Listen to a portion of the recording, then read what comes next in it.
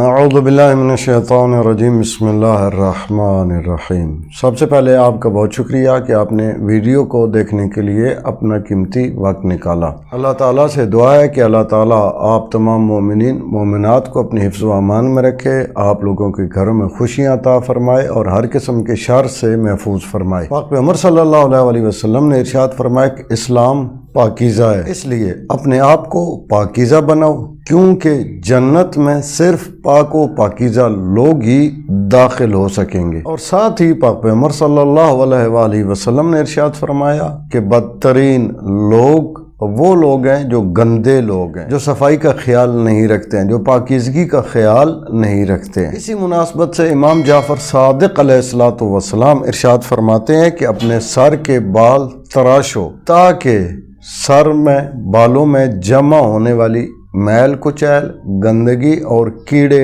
مکوڑے دور ہو سکیں۔ اگر آپ لوگ ایسا کریں گے تو اس سے کیا فائدہ ہوگا؟ امام علیہ السلام ارشاد فرماتے ہیں کہ اس سے گردن مضبوط ہوتی ہے اور انسان کی آنکھیں روشن ہوتی ہیں۔ امام موسیٰ کاظم علیہ السلام ارشاد فرماتے ہیں کہ 5 چیزیں ایسی ہیں یا 5 سنتیں ایسی ہیں جن کا تعلق انسان کے سر سے ہے، اور وہ 5 سنتیں کون سی ہیں؟ امام علیہ السلام ارشاد فرماتے ہیں کہ مسواک کرنا، مونچھیں تراشنا، بالوں میں کنگھی کرنا، کلی کرنا اور ناک میں پانی ڈالنا۔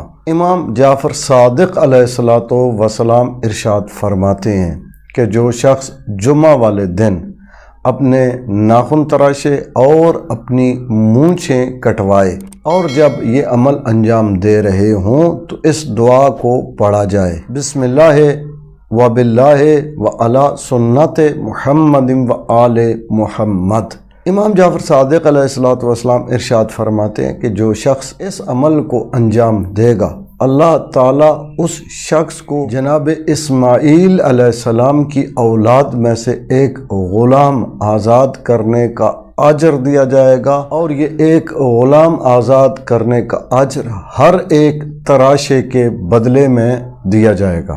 امیر المؤمنین امام علی علیہ السلام ارشاد فرماتے ہیں کہ مونچھوں میں خوشبو کا لگانا یہ فرشتوں کی توقیر کا سبب ہے کہ سے ان کا احترام، ان کی عزت کرنا ہوتا ہے، اور دوسرا فرمایا کہ یہ سنت بھی ہے۔ پاک پیغمبر صلی اللہ علیہ وسلم ارشاد فرماتے ہیں کہ جو شخص ہفتہ والے دن یا جمعرات والے دن اپنے ناخن کاٹے گا اور مونچھیں تراشے گا، اسے کبھی بھی آنکھ کا درد اور داڑھ کا درد زندگی بھر نہیں ہوگا۔ اسی سلسلے میں امام جعفر صادق علیہ السلام ارشاد فرماتے ہیں، آپ لوگ جانتے ہیں کہ نماز فجر کے بعد سورج نکلنے تک تعقیبات نماز میں مشغول رہنا، اللہ تعالیٰ کی عبادت کرنا، کوئی ذکر، کوئی تسبیح، کوئی ورد، قرآن مجید کی تلاوت یا کوئی نماز پڑھتے رہنا، یہ ایک ایسا عمل ہے کہ جس سے انسان کے رزق میں فراوانی ہوتی ہے۔ امام جعفر صادق علیہ السلام ارشاد فرماتے ہیں کہ جمعہ والے دن